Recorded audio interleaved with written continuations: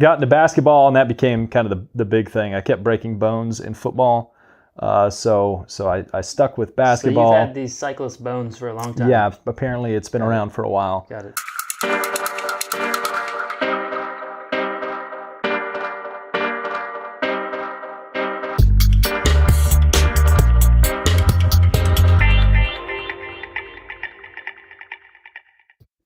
What's up, everybody? Welcome to another episode of Coaches on Couches. Bing slouches.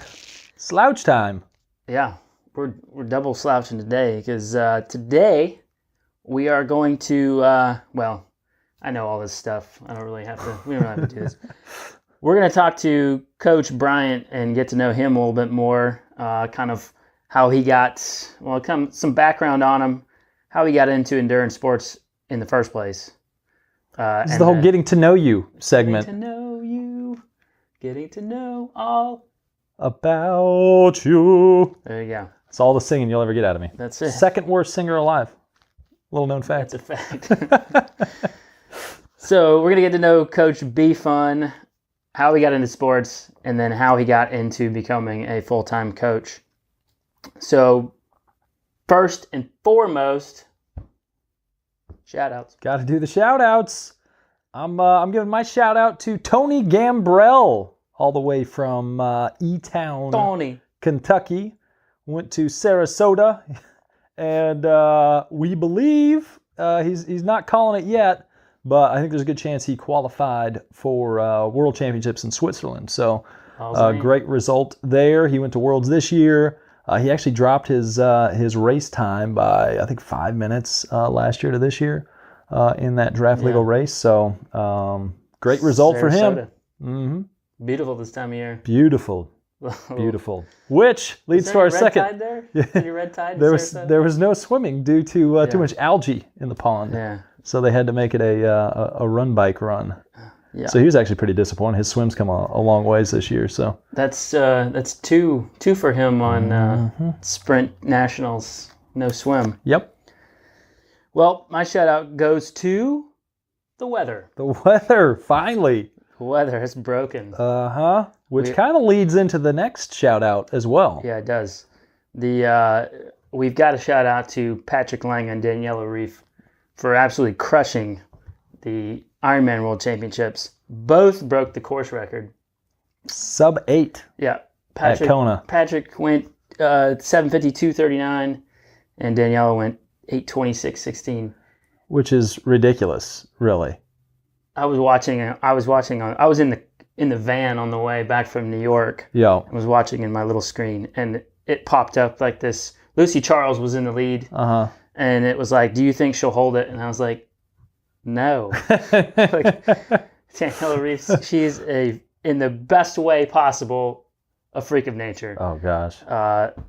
So I caught like a little bit of old Lance Armstrong's, everyone's most favorite or hated athlete alive. On the move. On the move, he was running through her splits that she did. Yeah, it's insane. And he's like, when I was going through and doing Ironmans, he's like, if you'd have told me 426 was going to be my bike, he's like, that would be on like the high end, the fast end of what I thought I would do.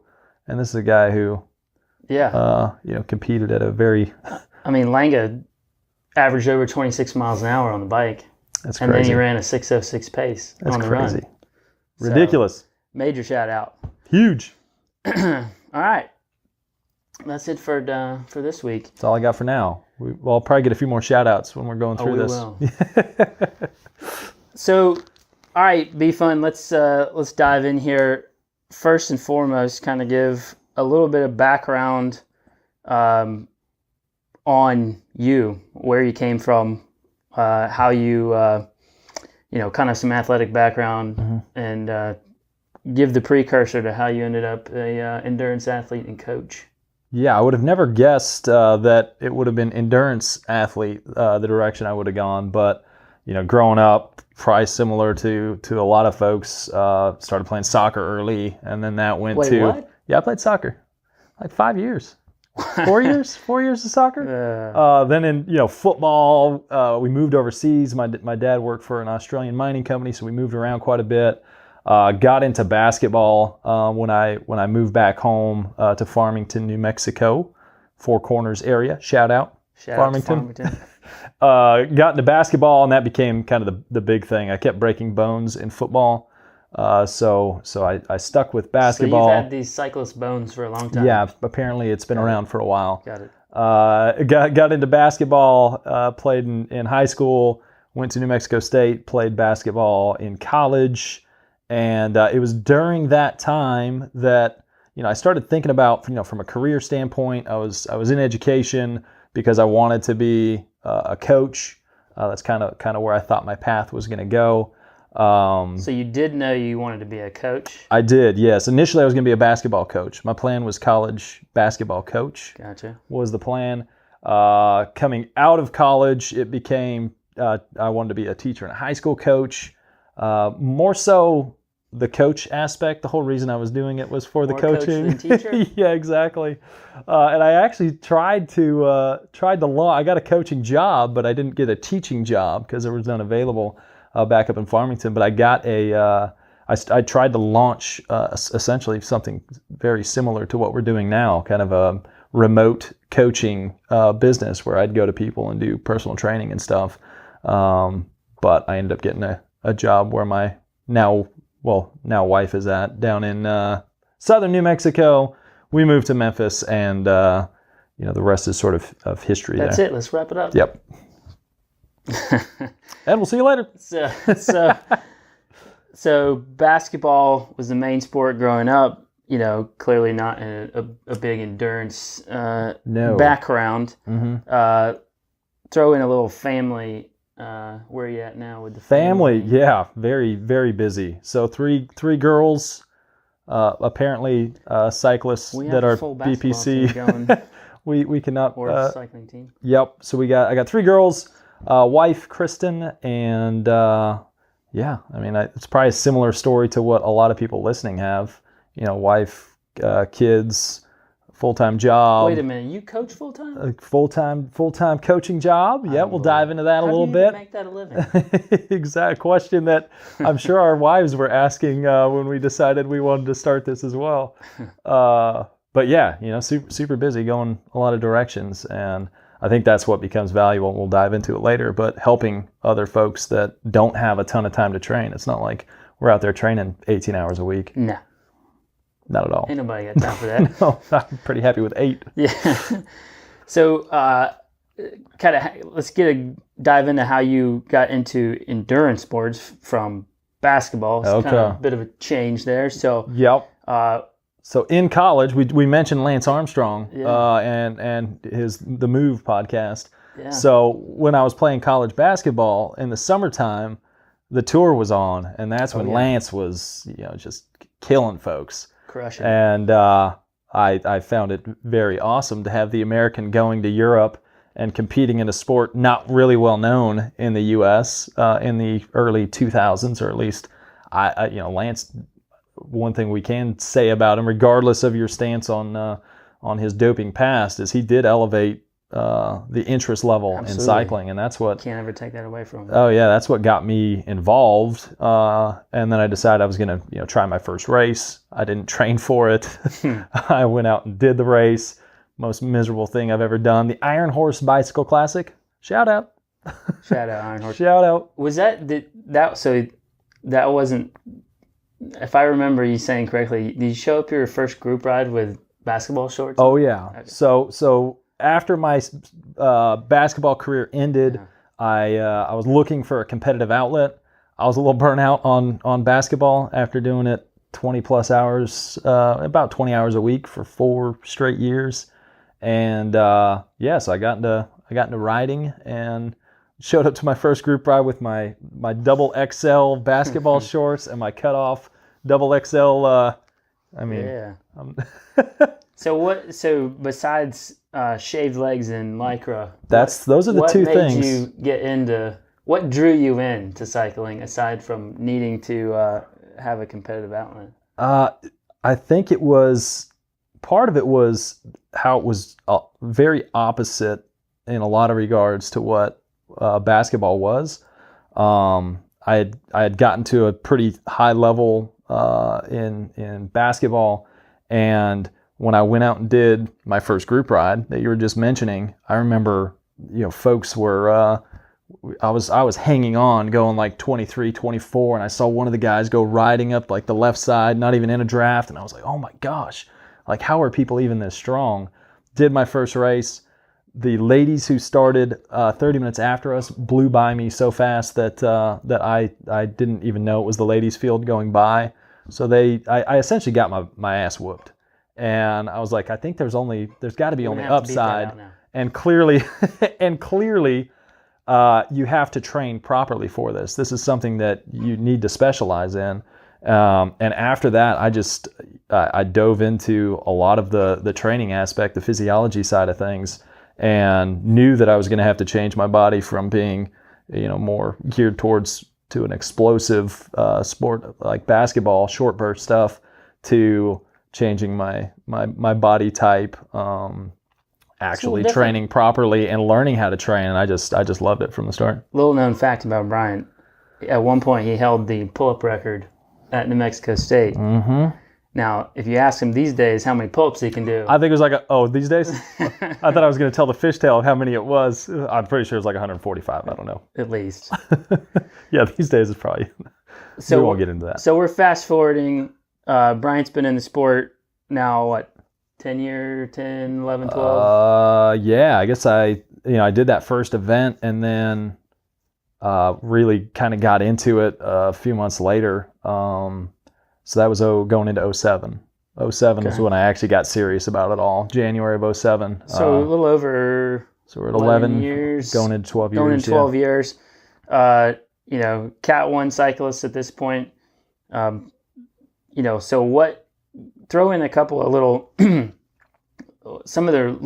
just a couple of results that really kind of are not necessarily the best, but the most memorable results for you, and like what makes you stay in the sport now that you're a dad, own a business, and you end up going and racing against 20-something-year-olds who actually have ideas of racing professionally. Well, that kind of ties into one of my most memorable results. So, like here in the Memphis area, we got the Brown brothers. I knew this was coming. Nate Brown. It's not even written down, and he knew it was coming.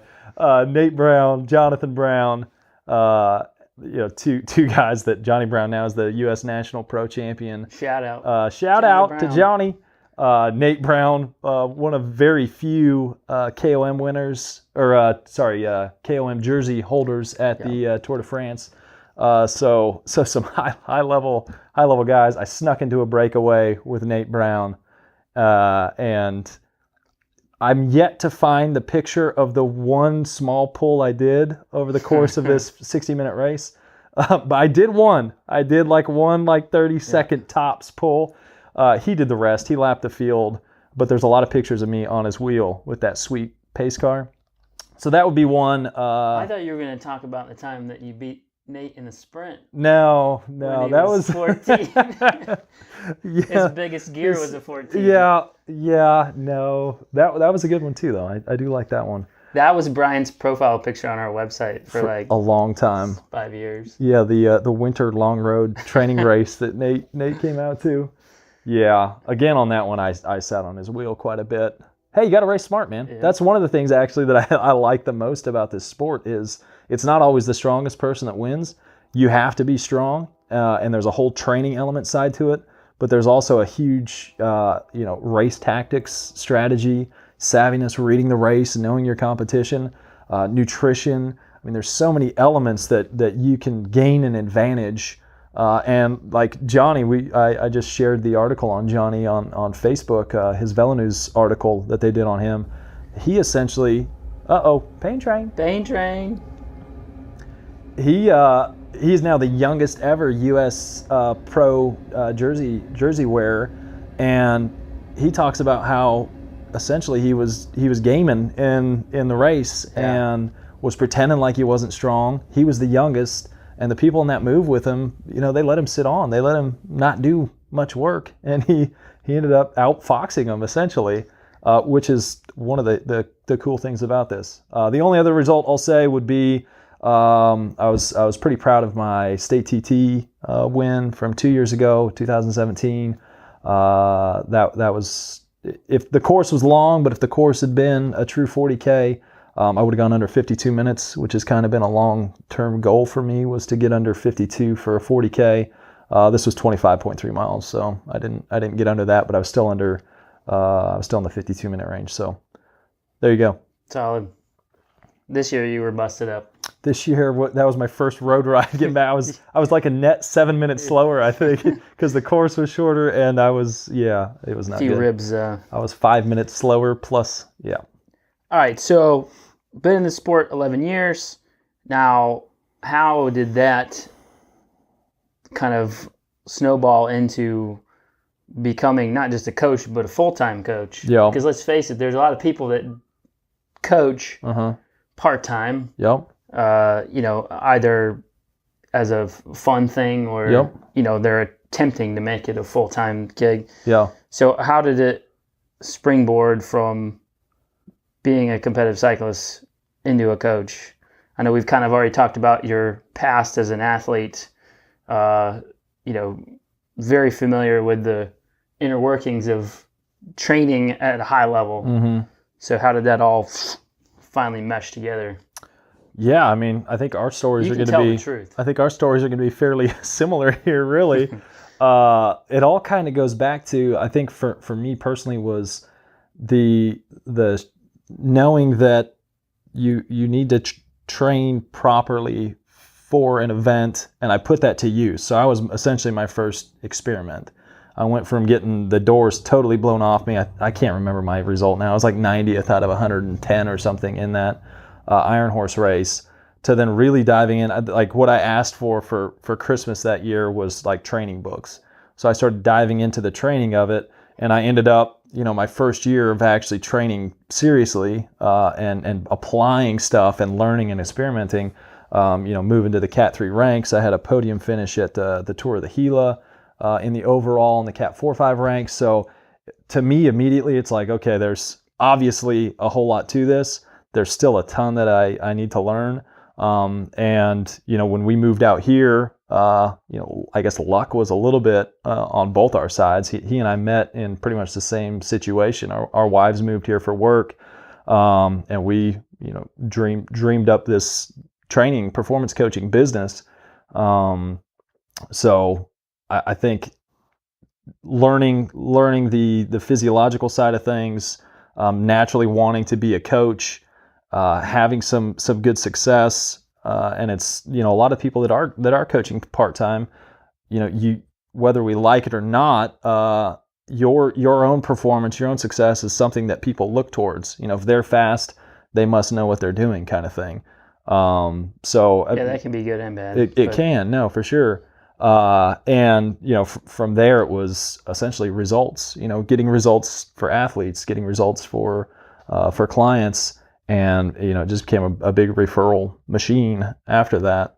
But a lot of it just kind of stemmed from that desire to be a coach, the desire to help people, being in a situation where we kind of had to make the full-time thing work, or we were going to have to find a different job, and we didn't want to do that. And there was a little bit of it was a little stressful at first. Yeah, we had daddy daycare for like 2 year and a half probably. for at least a year. Mm-hmm. We had Brian's firstborn. Yep. Up on the table and a rocker between us, with a computer on this side and a computer on this side. If you can imagine that. Yeah. On the kitchen table. Yep, that's while our wives were working full time, and we were trying to get this thing up and going. And fortunately, we've been able to make it happen. Almost 10 years. Mm-hmm. So, as a full-time coach, like, what are the major ways? Just real quick, what are the major ways that you feel that a full-time coach can help somebody, especially those who are time crunched? Oh, for sure. I mean, I guess with anything, the longer you've been into something, the more you realize what you didn't know at the start. Oh, yeah. So if you'd have asked me when we were first starting out, it's like, yeah, I read 6 different training books, and I used it on myself. So now I got a great foundation for for what works and what doesn't. But being at this full time now for 10 years, we've dealt with so many athletes now, and we're able to handle an athlete load because this is our full-time job. We're able to handle an athlete load that would be overwhelming for someone who's working a full-time job and trying to come home and, manage their athletes. So learning, we have our own little, I guess, test pool essentially our own research that we've been conducting over the course of these past 10 years and working with hundreds of athletes now, most of which are the time crunched, a business owner, doctor, attorney, we deal with stay-at-home folks as well, but folks that have a lot going on. They've got kids, they've got families. We're in a similar situation with them. So knowing what has worked for other people in that situation, knowing what has worked for us in that situation, we just have this much bigger data pool to pull from, rather than it being, our first client and hoping this stuff works and trying to figure it out along the way. I'd say that we both have honorary PhDs in applied science. Honorary PhDs in applied science. If that means anything. Exactly. So last thing, I think the majority of people think we both just like train all the time. Mm-hmm. I wish. And just because it's our business, but we both know we're both time crunched. Yeah. For sure. Like, anything, if we can even get in 10 hours, that's like an amazing week. 8 hours we're happy with. Mm-hmm. Like under 8 is pretty much the norm. Yeah. So just give like your top 3 things that you use as a time crunch athlete that can help other people in the same scenario. Number one, I would say, having a program in place is just huge. And there's been times where I'm guilty of not having a program in place for myself, and that's the time where it's so easy to just blow off a workout too. It's like, tomorrow I'll just do a little extra.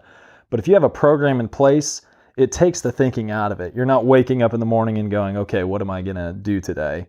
And how long is it going to be? So having that structure, that program in place, so you know what you're going to do, you know how long it's going to be, and then you can kind of build your day around it. The second thing would be routine, which I guess kind of ties into that. Get a routine set where working out is just a part of that routine. Getting your workout in is part of that. If you read pretty much any self-help, how to become the best you, how to maximize your performance, all the gurus that are out there, they always, I would say 95% probably have a thing in there saying you should be starting your day with exercise and how that elevates your day. But get it done in the morning if you can. That's where our problem rolls in, is because we're working out with athletes, taking them through their training in the time that we would usually be. We work the most when other people generally train. Which can be a hard thing about kind of the profession we're in, you're working when other people aren't, and then we're managing our business side of stuff during the day when we'd probably rather be out riding and stuff. But routine is a big one. Having the program is definitely a big one. And the third one is having goals. So, get the goals down. If I don't have a goal and something that excites me, I'm going to be shooting for, then it's, again, easy to neglect those other two things. Forget the routine, forget the training. There's no goal that I'm training for. So putting stuff on the calendar, having a hard date for it, mapping your program out around that. And then if you can have, if you're someone who maybe doesn't have a specific goal, if you have a partner, a training partner that can help keep you motivated, or if you don't have a coach, having a training partner that can help keep you accountable. With similar goals. In all honesty, a lot of what we do is, we develop training programs that are built around, their fitness levels, their goals. But for a lot of folks, they come to us and say it's that extra accountability and motivation. And, essentially we're the biggest cheerleader for our athletes. We're the people they can come to and talk about their successes and failures where, if they're trying to talk to their husband or wife or best friend about their power data, they'll be like, oh gosh, what are you talking about? We get excited about it, and they're like, not Just again. Enough about the power. But I think that would be my biggest tips there. Yeah, no, that's awesome. All right. Well, that is the shortest Bryant has ever talked. I was trying to be good. Ever. I'm usually a very long-winded person. Yes, I would agree with that. If you have other questions for me, feel free to shoot them out there to me. Yeah, give us a shout, and Bryant will tell you the rest of his life story. We'll be diving into getting to know Dale here soon. Next week, we're going to be interviewing. We're going to have a first female on the couch. All Lee right. Rustin's coming in. You probably heard if you've been watching the Coaches on Couches or listening to it. She's someone who we've been giving a lot of shout outs to this year. She had a great season, and we're going to get her in here so we can interview her. That's it. That's it for the week. Any parting shots? I don't have any Final shout outs? Shout outs? Shout outs to New Mexico State University. For what? For their basketball team that's going to have a great year. All right. We'll catch you guys next time. That's all we got. Adios. Peace.